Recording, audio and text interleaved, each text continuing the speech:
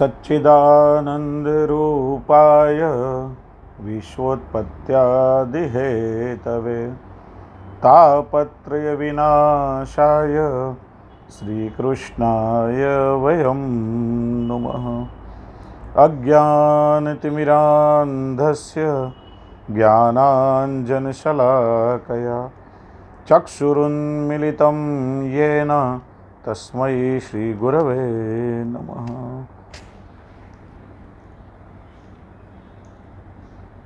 अगले सत्र में हमने प्रभु के साधारण अनुग्रह के विषय में चर्चा की। जिस पर प्रभु का साधारण अनुग्रह होता है उस जीव के आलोक संबंधी या भगवत संबंधी सभी मनोरथों को, सभी कार्यों को प्रभु किस प्रकार से सिद्ध करते हैं। अब हम प्रभु के असाधारण यानी विशेष अनुग्रह पर कुछ चर्चा करें। यह जो प्रभु का विशेष अनुग्रह है उसमें जीव की कार्य सिद्धि में उसके धर्म, अर्थ, काम, मोक्ष ये सब सिद्ध करने के लिए बीच में जो काल, कर्म और स्वभाव बाधक बनते हैं उसका निवारण भी स्वयं प्रभु के द्वारा ही सिद्ध होता है। प्रभु की प्राप्ति में जो कुछ भी प्रतिबंध रूप है उसका निवारण करने के लिए जीव समर्थ नहीं है और प्रभु भी अच्छी तरह से जानते हैं। इसलिए प्रभु की प्राप्ति में जो भी प्रतिबंध रूप हैं, जो भी दुरित हैं, उसका निवारण प्रभु अपने अनुग्रह के द्वारा करते हैं। जैसे श्री आचार्य चरण आज्ञा करते, समस्त दुरित अक्षयो भवति वही मुकुंदे रति आदि। प्रभु स्वयं दुरित यानी भगवत प्राप्ति में जो प्रतिबंध हैं उन सभी प्रतिबंधों को प्रभु अपने कृपा के द्वारा दूर कर देते हैं। क्योंकि जो पुष्टि जीव हैं उनके सभी पुरुषार्थ भी कृपावलंबी होते हैं, अलौकिक ही होते हैं। भगवत स्वरूप और भगवत लीला संबंधी होते हैं।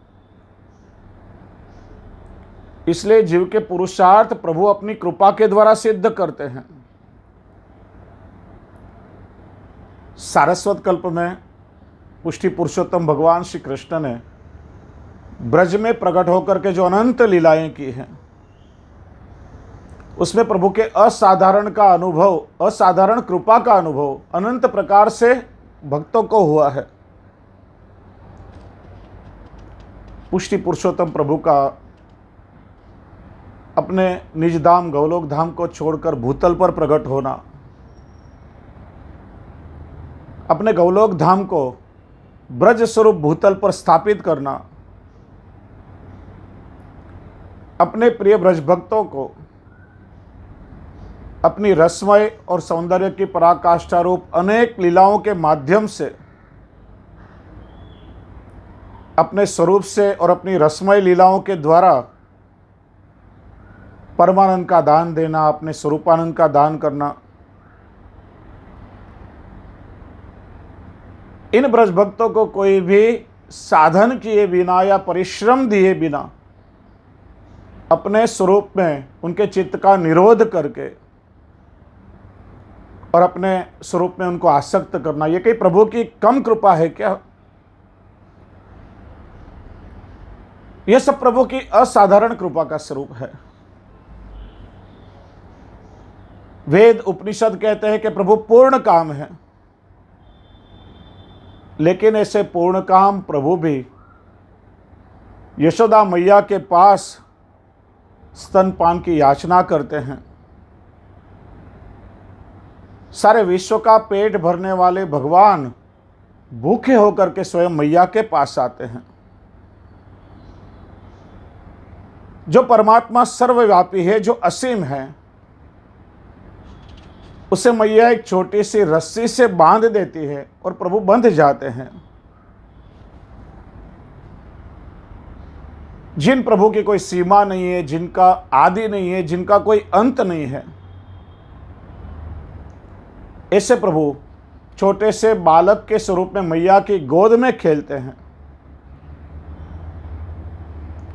इन सभी प्रभु के लीलाओं का स्मरण करते करते यह कहने की इच्छा हो जाती है कि भगवान स्वयं अपना आग्रह छोड़ देते हैं और भक्त के आग्रह से प्रभु लीला करते हैं। उसी का नाम ही प्रभु का अनुग्रह है।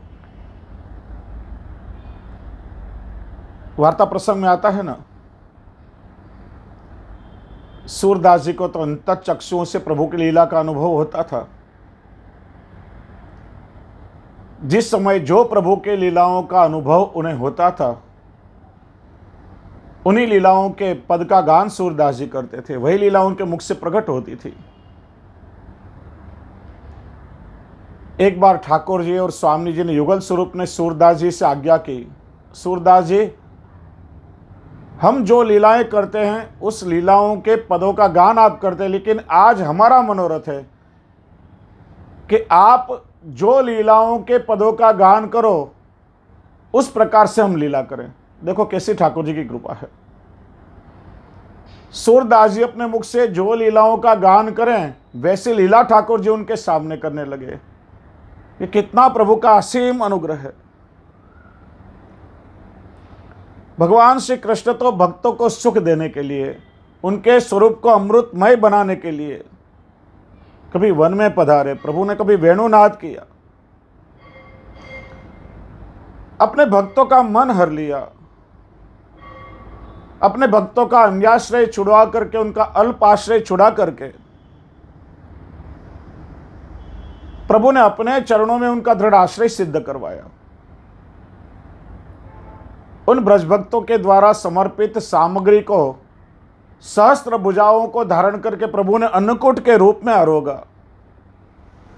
अपने भक्तों की रक्षा करने के लिए 7-7 दिनों तक ठाकुर जी ने श्री गिरिराज जी को धारण किया। प्रभु तो स्वयं आत्माराम है, स्वयं अपने आप में रमण करते हैं, लेकिन फिर भी भक्तों को अपने स्वरूपानंद का दान देने के लिए व्रज वनिताओं के साथ प्रभु ने रमण किया। यह सभी लीलाएं तो प्रभु के विशेष अनुग्रह का ही स्वरूप है। फिर भी आप ऐसा मत मानना कि उस समय में ही प्रभु की विशेष कृपा का अनुभव भक्तों को होता था।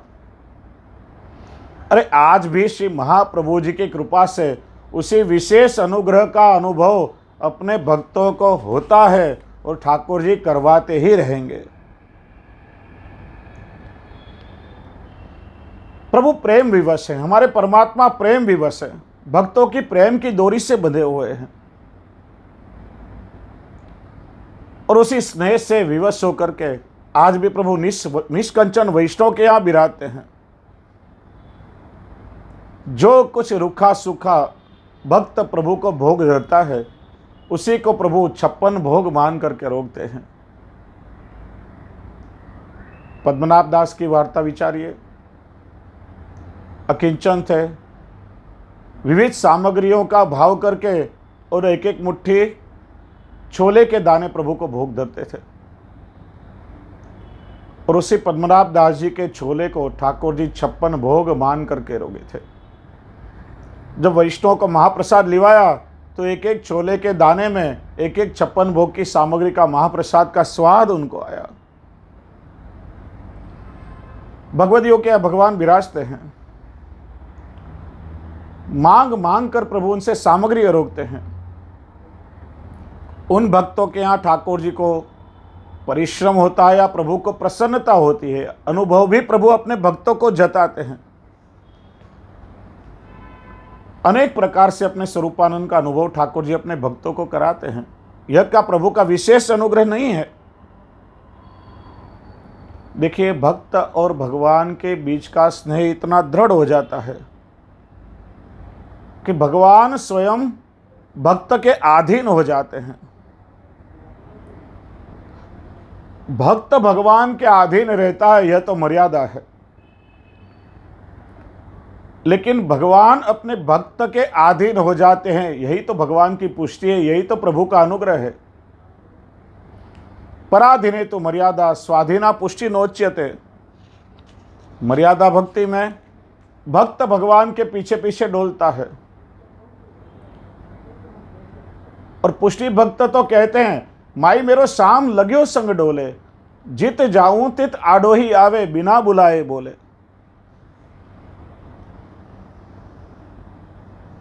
देखिए, पुष्टि भक्ति जब चरम सीमा पर होती है, प्रभु ऐसे भक्त के अधीन हो जाते हैं कि जिस तरह से भक्त का चित्त प्रभु के स्वरूप में निरुद्ध होता है, तो भगवान का निरोध भी अपने भक्त में सिद्ध होता है। यही तो पुष्टि का परम फल है। कई एक प्रसंग हमारे वार्ता साहित्य में आते हैं। अली खान पठान की बेटी पीरजादी थी। वैष्णव के बालकों के साथ खेलती थी, और वैष्णव के बालक ठाकुर जी के खेलने के स्वरूप के साथ खेलते थे। पीरजादी को भी प्रभु के स्वरूप में आसक्ति हो गई, कृष्ण के स्वरूप में आसक्ति हो गई। पिता से कहने लगी, पिताजी मुझे भी एक मंदिर बंधवा दीजिए, मुझे भी भगवान के साथ खेलना है।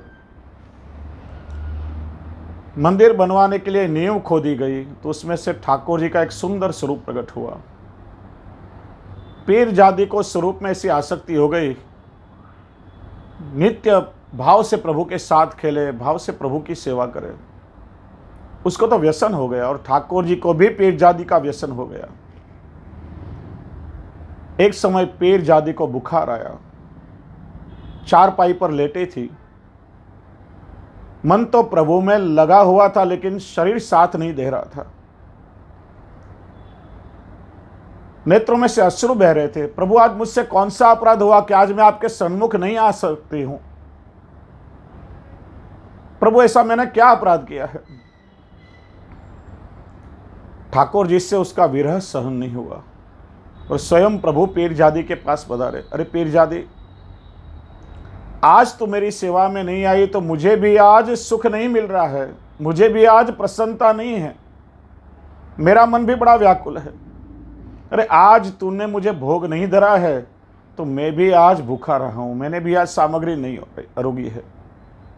फिर तो ठाकुर जी ने ऐसी कृपा की कि प्रभु पीरजादी का हाथ पकड़कर अपने साथ ले गए, और प्रतिदिन प्रभु नित्य उसके यहाँ पधारते और उसे रास का अनुभव कराते। रात्रि को प्रभु पधारते, विविध प्रकार की लीलाओं का दर्शन उससे कराते। नित्य उसके साथ प्रभु नृत्य करते, रास करते। बाहर जो द्वारपाल खड़े रहते थे, उन्हें विविध बाजिंत्रों की ध्वनियां सुनाई देती थी। बहुत कोशिश की, लेकिन कुछ दिखाई नहीं देता था। एक बार द्वारपालों ने आकर के अली खान पठान से फरियाद की, लगता है आपकी बेटी के कक्ष में रात को कोई आता है, भिन्न भिन्न बाजिंत्रों की ध्वनियां सुनाई देती है, लेकिन कोई दिखाई नहीं देता है। हमने बहुत कोशिश की, कोई पकड़ में नहीं आता है। अली खान पठान सोचने लगे, बात तो सही लग रही है। बहुत दिनों से बेटी कुछ बदली बदली हुई महसूस होती है। उसके मुंह पर गजब का नूर है, लगता है उसे किसी के साथ इश्क हो गया है। द्वारपालों से कहा, आज के बाद यदि ऐसा कोई भी प्रकार का आवाज या ध्वनि आपको सुनाई दे, तो आकर के मुझे सूचना देना। नित्य की भांति प्रभु तो पीरजादी के कक्ष में पधारे, नृत्य करने लगे, रास प्रारंभ हुआ। ब्रज भक्त वाजिंत्र बजाने लगे, कोई मृदंग बजा रहा है, कोई पखावज बजा रहा है, कोई तानपुरा बजा रहा है, कोई वीणा वादन कर रहा है। वाजिंत्रों की ध्वनियां सुनाई देने लगी। द्वारपाल दौड़ करके अली खान पठान के पास आए, कहने लगे, लगता है बेटी के कक्ष में कोई आ चुका है, वाजिंत्र की ध्वनियां सुनाई दे रही है। अली खान पठान भागते भागते आए, और दरवाजे की दरार से झांक करके देखा तो क्या दर्शन किए कि स्वयं प्रभु पीरजादी के साथ उसका हाथ पकड़ के नृत्य कर रहे हैं। ये दर्शन करके वह तो वहीं मूर्छित हो गए। दूसरे दिन अपनी बेटी पीरजादी से कहने लगे, बेटी पता नहीं तेरे भाग्य में क्या लिखा है, स्वयं खुदा तेरे साथ नृत्य कर रहे हैं। शायद मेरे भाग्य में ना हो, लेकिन तू अपने प्रभु से विनती करना कि मुझे भी दर्शन का सुख दे। पीरजादी ने प्रभु से विनती की, प्रभु आपके दर्शन का ताप मेरे पिता के हृदय में भी बड़ा है और मेरे पिता बहुत सुंदर पखावज बजाते हैं। और पीरजादी की आड़ी से ठाकुर जी ने कैसे कृपा की कि दूसरे दिन प्रभु पीरजादी के साथ नृत्य कर रहे थे और अली खान पठान पखावज बजा रहे थे। यही तो प्रभु की विशेष कृपा है। जिस तरह से भक्त का चित्त भगवान में निरुद्ध होता है, उस तरह से भगवान का चित्त भी अपने भगवान में निरुद्ध हो जाता है। श्री महाप्रभु जी आज्ञा सुबोधनी जी में करते हैं, भक्तम दृष्ट्वा भगवद अनुग्रहस्य तरंगा उद्गच्छन्ति। जब भगवान अपनी भक्तों की ओर कृपा दृष्टि से देखते हैं तो प्रभु के भीतर रहे हुए कृपा के तरंग उछलने लगते हैं। जैसे पूर्णिमा की रात्रि को समुद्र में ज्वार भाटा आता है, समुद्र की तरंगे उछलने लगती है और अपने अंदर छिपे हुए आनंद को व्यक्त करती हैं। उस तरह से भगवान भी जब अपने भक्तों का दर्शन करते हैं तो भगवान के हृदय में भक्त के प्रति जो स्नेह है, जो अनुग्रह है, उसके तरंग भी उछलने लगते हैं। प्रभु की कृपा के तरंग उछलने लगते हैं। भक्तों का दर्शन करके भगवान भी बड़े प्रसन्न होते हैं। भगवान भी सुख का अनुभव करते हैं और ऐसे कृपार्द्र हो जाते हैं और अपने भक्तों को कुछ ऐसा दान में दे देते हैं जो अति दुर्लभ होता है।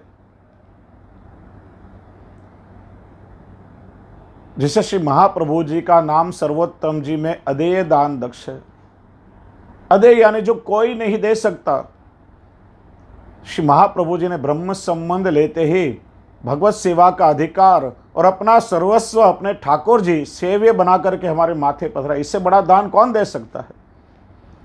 इसी तरह से भगवान श्री कृष्ण भी अदेय दान दक्ष हैं। जो कोई दुर्लभ वस्तु जीव को अपने साधन या अपने स्वरूप से सुलभ नहीं हो, स्वभाव से सुलभ न हो, ऐसी दुर्लभ वस्तु का अपने स्वरूपानंद का दान ठाकुर जी कृपा करके अपने भक्तों को कर देते हैं। महाभारत के भगवत गीता के प्रसंग में यदि हम देखें तो अर्जुन ने भगवान श्री कृष्ण को विश्वरूप स्वरूप का दर्शन कराने के लिए प्रार्थना की। अर्जुन की प्रार्थना स्वीकार के और भगवान ने अपने विराट स्वरूप का विश्वरूप स्वरूप का दर्शन अर्जुन को कराया। किंतु भगवान ने अर्जुन को यह भी समझाया कि अर्जुन, मेरे इस विश्वरूप स्वरूप का दर्शन केवल मेरी कृपा से ही तुझे हो सका है। जो मेरे स्वरूप का दर्शन तुमने किया है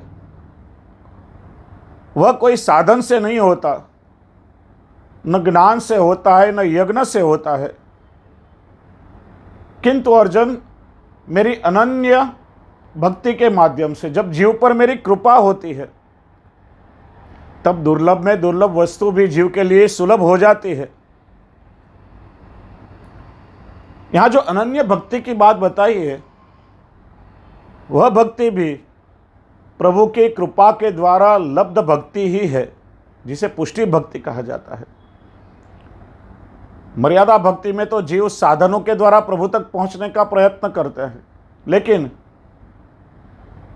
प्रभु जब जीव पर कृपा करते हैं तो अपने प्रमेय बल के द्वारा स्वयं प्रभु अपनी कृपा के माध्यम से जीव को शरण में ले लेते हैं।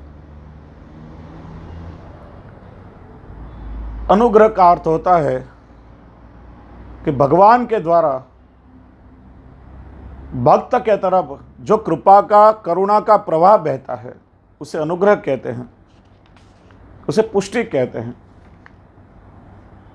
और पुष्टि भक्ति का अर्थ होता है कि भक्त की ओर से प्रभु की तरफ बहने वाला निष्काम अनन्य प्रेम लक्षणा भक्ति का प्रवाह।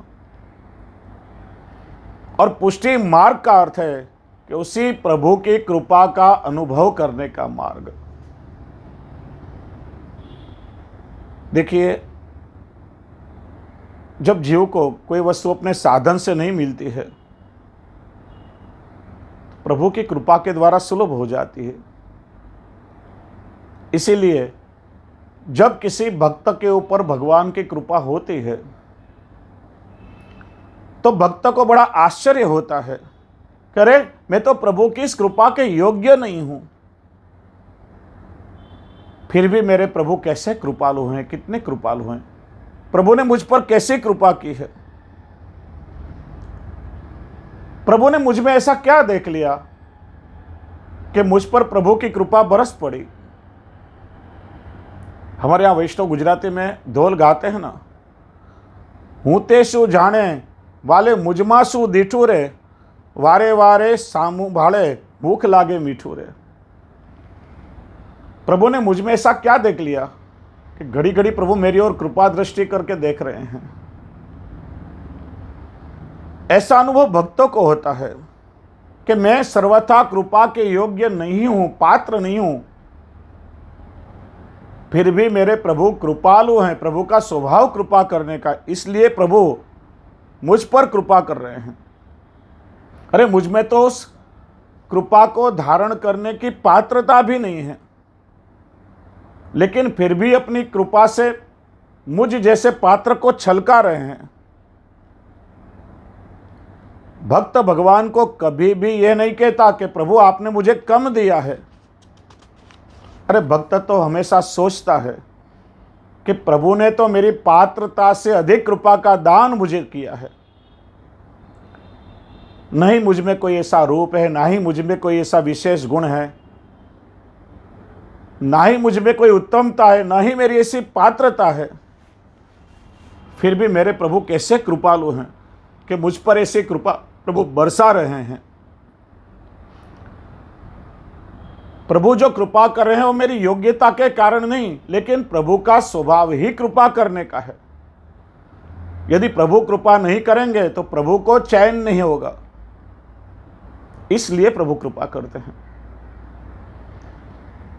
जैसे कोई गाय का बछड़ा होता है, गाय का दूध पीता है तो बछड़े की क्षुधा तो शांत हो जाती है, लेकिन गाय को भी बड़ी तृप्ति का अनुभव होता है। गाय के हृदय में भी वात्सल्य प्रकट होता है। वैसा ही भाव भगवान के हृदय में भी भक्त के प्रति होता है। यही तो प्रभु का अनुग्रह है। देखिए, प्रभु की कृपा अनेक प्रकार से जीव पर अवतरित होती है। कभी कभी दुख निवृत्ति के रूप में प्रभु की कृपा होती है, तो कभी कभी दुख के रूप में भी प्रभु के अनुग्रह का अनुभव जीव को होता है। देखिए, सुख के रूप में यानी दुख की निवृत्ति के रूप में प्रभु की कृपा जीव पर होती है। उसे तो सभी कोई समझता है कि प्रभु ने कृपा करके मेरे दुखों को दूर किया है, प्रभु ने कृपा करके मुझे सुख दिया है। लेकिन कभी कभी जीव के उद्धार के लिए, जीव के कल्याण के लिए दुख के रूप में भी प्रभु जीव पर कृपा करते हैं।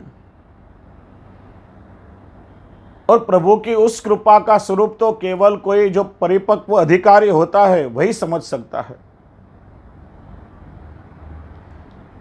श्रीमद् भागवत जी के महात्म्य में भगवान की कृपा के लिए कहा गया, तापत्रय विनाशाय श्री कृष्णाय वयम नुमः। जब कोई जीव प्रभु के शरण में आता है तो प्रभु का स्वभाव ही है कि उसके त्रिविध ताप को प्रभु हर लेते हैं, उसके पाप ताप और संताप का प्रभु हरण कर लेते हैं। इसीलिए तो भगवान का नाम श्री हरि है।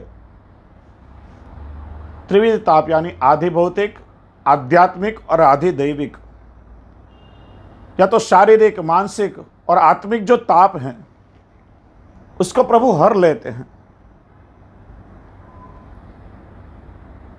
भगवान भक्त के दुख को कभी भी सहन नहीं करते हैं। सूरदास जी ने एक पद में बहुत सुंदर समझाया कि दुख निवृत्ति के रूप में प्रभु की कृपा किस प्रकार से होती है। जब लग गजबल अपनो बरत्यो नेक सरयो नहीं काम, निर्बल है बलराम पुकारे आए आधे नाम, सुनेरी मैंने निर्बल के बलराम। प्रसंग आप सभी जानते हैं। जब गजेंद्र सरोवर के जल में स्नान करने के लिए उतरा तो काल रूपी मगरमच्छ ने गजेंद्र का पैर पकड़ लिया। गजेंद्र ने सोचा कि अभी मेरे पैरों के तले इसे मैं रौंद दूंगा। यह मगरमच्छ की क्या बिसात है। अपने पूरे सामर्थ्य से लड़ा, लेकिन कहते हैं ना कि जल में मगरमच्छ की ताकत हाथी से भी अधिक बढ़ जाती है। हाथी का बल क्षीण होने लगा। आसपास उसका सारा परिवार खड़ा था। स्वयं अपने को बचाने के लिए पुकारने लगा, अरे कोई मेरी मदद करो, कोई मेरे प्राण बचाओ। लेकिन सारा परिवार, उसकी हथेलियां, बच्चे सामने खड़े होकर के तमाशा देख रहे थे। कोई मदद करने के लिए नहीं आया। देखिए, जहां तक गजेंद्र को अपने शरीर के बल पर भरोसा था, स्वयं अपना आश्रय था, और जहां तक लौकिक परिवार का आश्रय था, वहां तक प्रभु की कृपा का अनुभव नहीं हुआ। लेकिन जब निस्साधन हो गया, अरे मेरी रक्षा तो केवल मेरे श्री हरि ही कर सकते हैं, मेरे प्राण तो केवल मेरे प्रभु ही बचा सकते हैं। और जब आर्त स्वर से प्रभु की स्तुति की, प्रभु को पुकारा, हरि शब्द पूरा बोले, उससे पहले तो भगवान स्वयं वहां प्रकट हुए, मगरमच्छ का उद्धार किया और गजेंद्र की रक्षा ठाकुर जी ने की है। दूसरा उदाहरण सूरदास जी देते हैं। द्रुपद सुता निर्बल भई तादिन तजी आए निज धाम, दुस्शासन की भुजा थकित भई वसन रूप भय शाम, सुनेरी मैंने निर्बल के बलराम। धृतराष्ट्र की उस महासभा में दुर्योधन के कारण द्रौपदी पर कैसी आपत्ति आई थी। दुस्शासन द्रौपदी के बाल पकड़कर घसीटते घसीटते उसे सभा में लाया।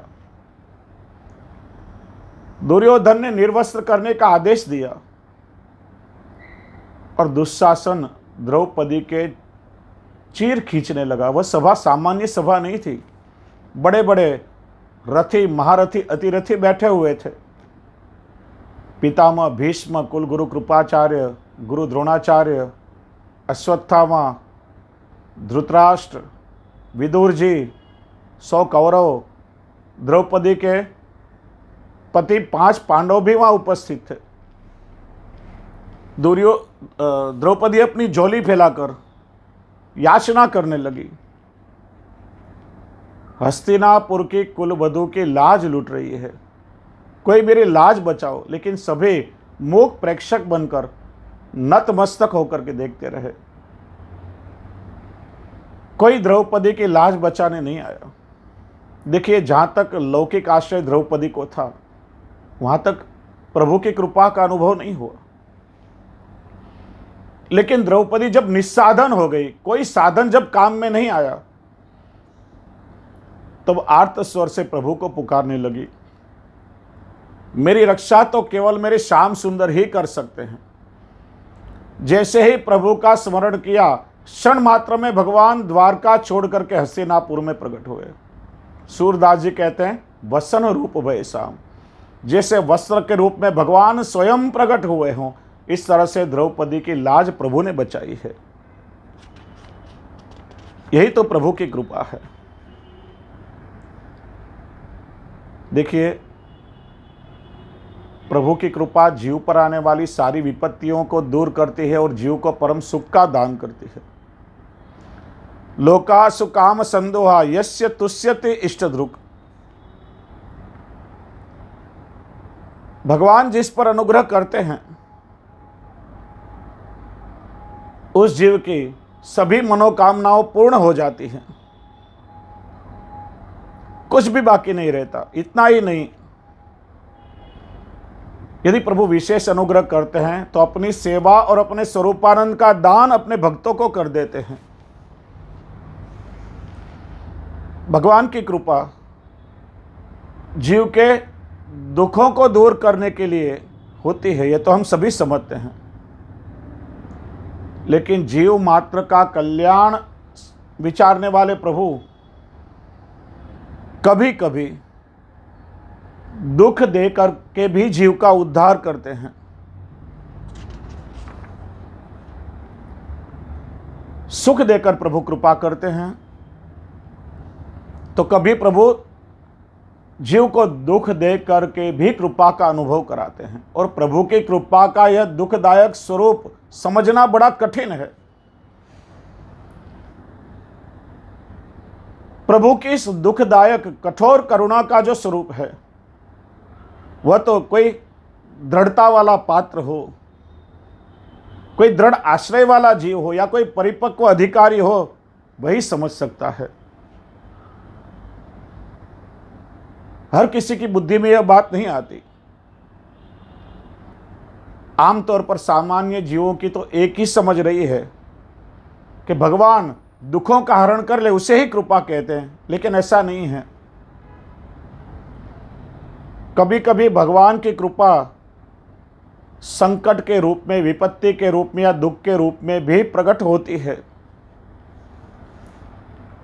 पुष्टि प्रवाह मर्यादा भेद ग्रंथ में श्री आचार्य चरण आज्ञा करते हैं 18वें श्लोक में, आसक्तो भगवान एवं शापम दापयति क्वचित अहंकारे अथवा लोके तन्मार्ग स्थापनया ही।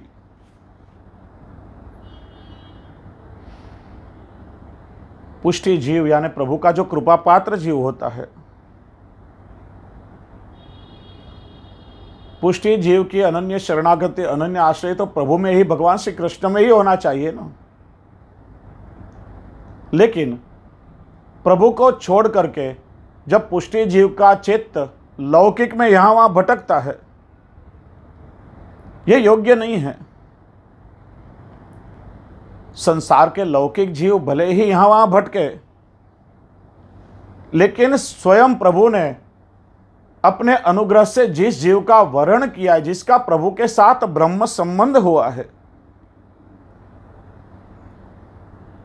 जीव शायद प्रभु को भूल जाए लेकिन ठाकुर जी उस जीव को अपने से दूर कभी भी नहीं जाने देते। उस जीव की प्रभु के स्वरूप या अन्य किसी वस्तु में प्रभु को छोड़ करके आसक्ति जब हो जाती है, अन्य कोई देवी देवों के स्वरूप में आसक्ति हो जाती है,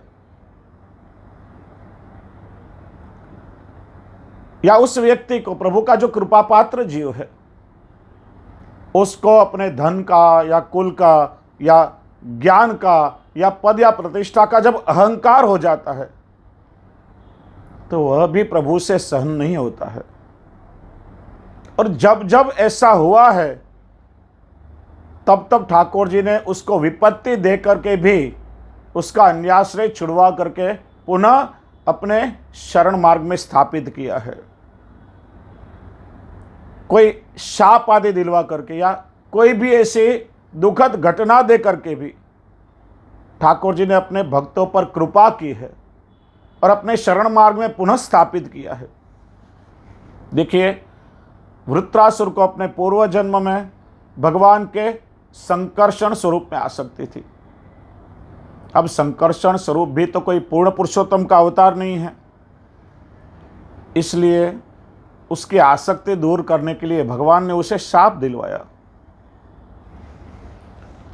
दूसरी बात, प्रभु शायद अपने भक्त के छोटे मोटे कोई दोष होते हैं, छोटे बड़े दोषों को तो चला लेते हैं, लेकिन जब कभी किसी भक्त में अहंकार आया है तो प्रभु से भक्तों का अहंकार कभी भी सहन नहीं होता। प्रभु भक्त के अहंकार को कभी भी चलाते नहीं हैं। इंद्र को सत्ता का गुमान हुआ तो प्रभु ने गोवर्धन धारण करके इंद्र का मान भंग किया, क्योंकि प्रभु देवों के भी पक्षपाती हैं। अरे गोपीजनों को सौभाग्य मद हुआ कि प्रभु तो केवल हमारे हैं और अब हमारी आज्ञा से प्रभु हमारे साथ रमण करेंगे, हम जैसी आज्ञा करें वैसे प्रभु करेंगे। तो प्रभु से सौभाग्य मद भी सहन नहीं हुआ और प्रभु लघु रास में से अंतर्धान हो गए। तो जहां सौभाग्य मद भी प्रभु से सहन नहीं हुआ तो अन्य मद को तो प्रभु कैसे सहन करते हैं। परीक्षित को राजा होने का अहंकार था और उसी अहंकार में मरा हुआ सांप परीक्षित राजा ने शमीक ऋषि के गले में लटकाया। अहंकार के कारण अपराध किया तो प्रभु ने शमीक ऋषि के पुत्र श्रृंगी ऋषि के मुख से 7 दिन में तक्षक नाग के दंश से मृत्यु होने का शाप दिलवाया और फिर उसके उद्धार की भी व्यवस्था कर दी। सुखदेव जी से मिलन भी करवा दिया और 7 दिनों तक प्रभु ने अपनी लीला गुणगान का श्रवण करा के, श्रीमद् भागवत जी का श्रवण करा के परीक्षित का उद्धार भी कर दिया। यह जीव को आपत्ति देने का कारण कोई कर्म के कठोर दंड या प्रकृति के कोई नियम नहीं है, लेकिन अपना कृपा पात्र जीव स्वमार्ग से विचलित न हो जाए। और प्रभु को यदि ऐसा लगे कि जीव रंचक मात्र भी अपने स्वमार्ग से विचलित हुआ है तो प्रभु से तन मार्ग स्थापनाय ही पुनः अपने शरण मार्ग में स्थापित करने के लिए ठाकुर जी ऐसी लीला करते हैं। केवल इसी कारण प्रभु अपने भक्तों को कष्ट देते हैं। भगवान का भक्त यदि थोड़ा भी परिपक्व हो तो समझ जाता है कि यह जो प्रभु ने लीला की है, ये जो जीवन में दुख की घटना आई है, वह मेरे पूर्व में किए हुए दोषों को दूर करने के लिए, मुझे निर्दोष बनाने के लिए, मुझे विशुद्ध करने के लिए ठाकुर जी यह लीला कर रहे हैं। सुख देकर या दुख देकर कोई भी प्रकार से प्रभु अपनी कृपा के द्वारा अपने भक्तों का पोषण करते हैं और प्रभु अपने कृपा रूपी पोषण से ही अपने भक्तों का निर्वाह करते हैं। यदि प्रभु की कृपा है तो जीव के लिए सब कुछ सुलभ है, जीव का सब कुछ कार्य सिद्ध हो जाता है। और यदि ठाकुर जी की कृपा नहीं है, यदि प्रभु का अनुग्रह नहीं है, तो जीव का ज्ञान, कर्म या कोई अन्य साधन चाहे कितना भी उत्तम हो, जीव के कुछ काम नहीं लगता।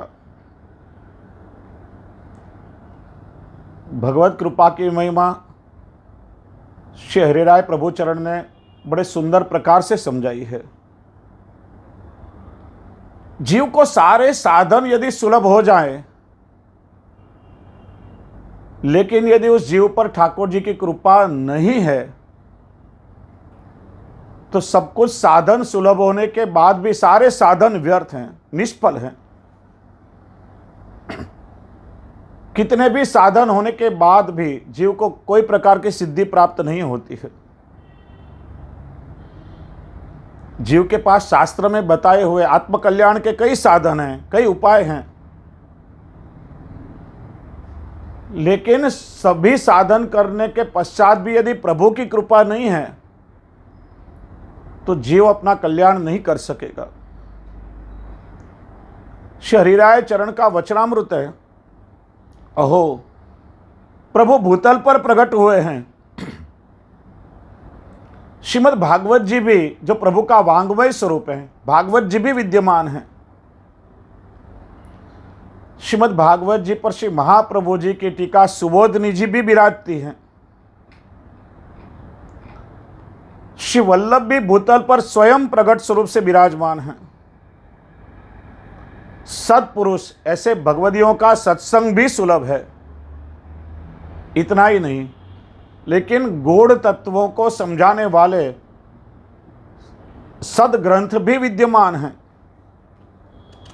यह सब कुछ होने के बाद भी मनुष्य यदि भक्ति मार्ग में प्रवृत्त नहीं होता है, यदि जीव प्रभु के सन्मुख नहीं होता है, तो यह कितना बड़ा आश्चर्य है। प्रायः कृपैव हरिणा कारणत्वेन रक्षिता। इसके कारण का विचार करते हुए ऐसे महसूस होता है कि इसमें ठाकुर जी ने अपनी कृपा ही कारण रूप बनाई है। जिस तरह से प्राण के अभाव से इंद्रियों की सारी वृत्तियां अचेतन हो जाती हैं, यदि शरीर में प्राण नहीं रहते हैं तो सारी इंद्रियां अचेतन हो जाती हैं। इसी तरह से प्रभु की कृपा के बिना यज्ञ, यम, नियम, तप, तीर्थ सारे साधन निरर्थक हो जाते हैं, सफल नहीं होते। इसीलिए जीव के हरेक कार्य में प्रभु की कृपा नितांत आवश्यक है। जो कार्य जीव के साधन से नहीं बनेगा वह प्रभु के कृपा से क्षण मात्र में सुलभ हो जाएगा। किसी ने बहुत सुंदर कहा है, साई से सब होत है बंदे से कछु नाही, राई ते पर्वत करे और पर्वत ते राई माटी। प्रभु की कृपा सर्वसमर्थ है। सूरदास जी कहते हैं, देखो री देखो हरिजू को एक स्वभाव, राय जितनी सेवा को फल देते हैं मेरु समान। देखो तो सही कि मेरे ठाकुर जी का स्वभाव कितना कृपालु है। हम जीव तो प्रभु की क्या सेवा कर सकते हैं, हम तो केवल सेवा में अपने हाथ पवित्र करते हैं। हम तो केवल हमारे हृदय के भाव और भक्ति समर्पित करते हैं। हम प्रभु की सेवा क्या करेंगे? जहाँ अनंत कोटि व्रज भक्त प्रभु को सुख देने के लिए, प्रभु की प्रसन्नता के लिए तत्पर हैं, वहाँ हम जीव क्या सेवा करेंगे? लेकिन मेरे प्रभु कितने कृपालु हैं। हम राय जितनी प्रभु की सेवा करते हैं तो प्रभु कृपा करके उसे मेरु समान मान लेते हैं और अपनी कृपा का, अपने स्वरूपानंद का अनुभव हमें कराते हैं। पुष्टि पुरुषोत्तम भगवान श्री कृष्ण कर्तुम अकर्तुम अन्यथा कर्तुम सर्व समर्थ हैं। प्रभु जहां जब जो कुछ करने की इच्छा करते हैं प्रभु कर सकते हैं। इसीलिए प्रभु के इस कृपा नाम के गुण को सर्वोत्तम मान करके और श्री महाप्रभु जी ने अपनी चिंतन परंपरा का नाम पुष्टि मार्ग, कृपा मार्ग ऐसे रखा है। भगवान की कृपा से मिट्टी का ढेला पर्वत बन जाता है। प्रभु की कृपा से बिंदु कभी सिंधु बन जाता है। प्रभु की कृपा से असंभव कार्य भी संभव हो जाता है।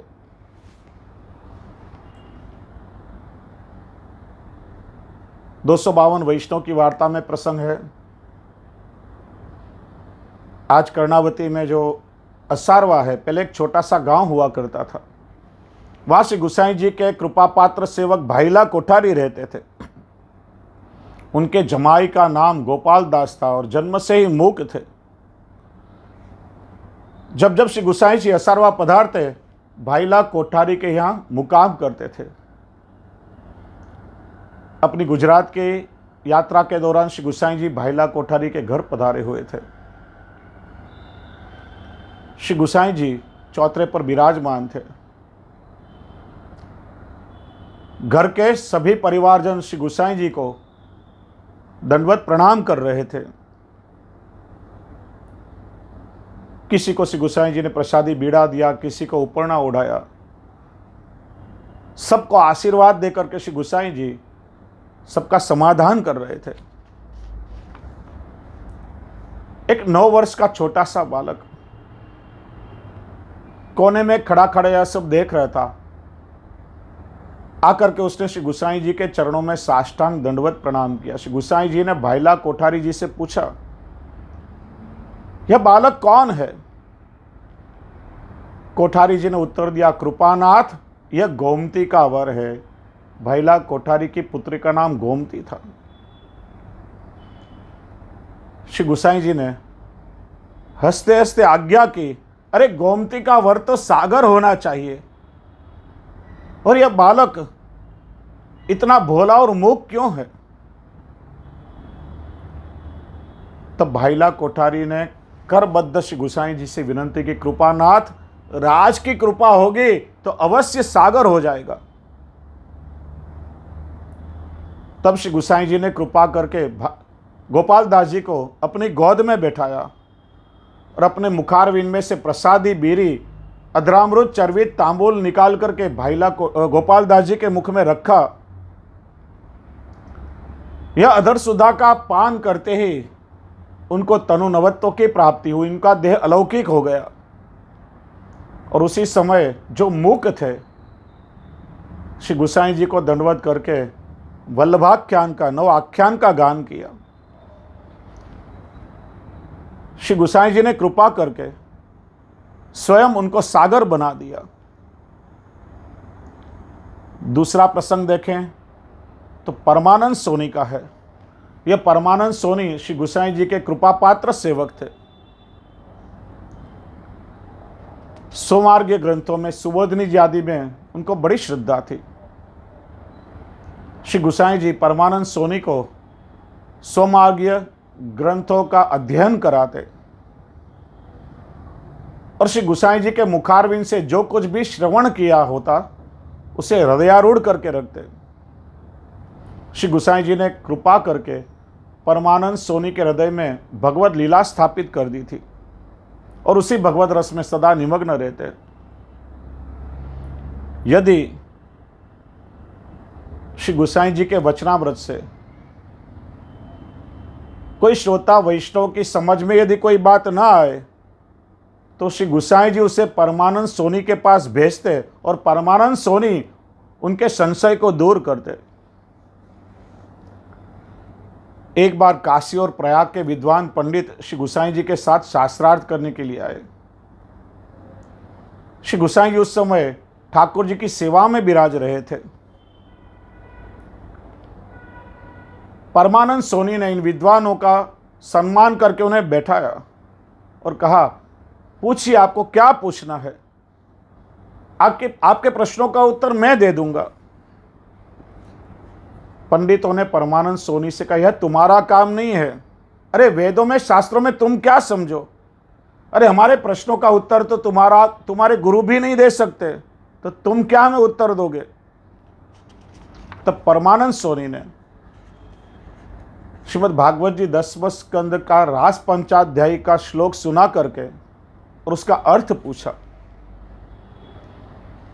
पंडित सही ढंग से इसका उत्तर नहीं दे सके। तब परमानंद सोनी ने शास्त्रों का प्रमाण दे करके इस श्लोक का अर्थ उनको समझाया तो सारे पंडित घबरा गए। अरे जिसके साधारण सेवक इतने विद्वान हैं तो उनके गुरु कैसे विद्वान होंगे? पंडित वहां से निरुत्तर होकर के चले गए। श्री गुसाई जी जब सेवा में से पधारे, उन्हें पता चला, पूछा, परमानंद तुमने ऐसा क्यों किया? कहा, कृपानाथ, मैंने सोचा कि आप सेवा में से पधारोगे, आपको परिश्रम होगा, तो मैंने उन पंडितों को निरुत्तर करके वापस भेज दिया। तब श्री गुसाई जी ने कहा, देखो ऐसी बात नहीं है, हमारे सभी सेवकों में सामर्थ्य है, लेकिन हमें इन पंडितों के साथ शास्त्र चर्चा करने में बड़ी प्रसन्नता होती है। इस बहाने हम ब्राह्मणों का पोषण करते हैं, ब्राह्मणों की रक्षा करते हैं। देखिए, ऐसी कृपा का अनुभव पुष्टि मार्ग में अनेक भगवदियों को हुआ है। श्री महाप्रभु जी के 84 निर्गुण वैष्णव, श्री गुसाई जी के 252 सात्विक, राजस और तामस जो भक्त थे, इन सभी को अनेक प्रकार से ठाकुर जी की कृपा का, श्री महाप्रभु जी की, श्री गुसाई जी की कृपा का अनेक प्रकार से अनुभव हुआ है। और गुरु की कृपा से भगवद लीला रस का आस्वादन भी इन पुष्टि भक्तों ने किया है। यही ठाकुर जी का विलक्षण अनुग्रह है। आज के सत्र में इतनी चर्चा करके आज के सत्र को विराम दें और अगले सत्र में प्रभु की कृपा के स्वरूप को और विस्तृत रूप से हम समझने का प्रयत्न करेंगे।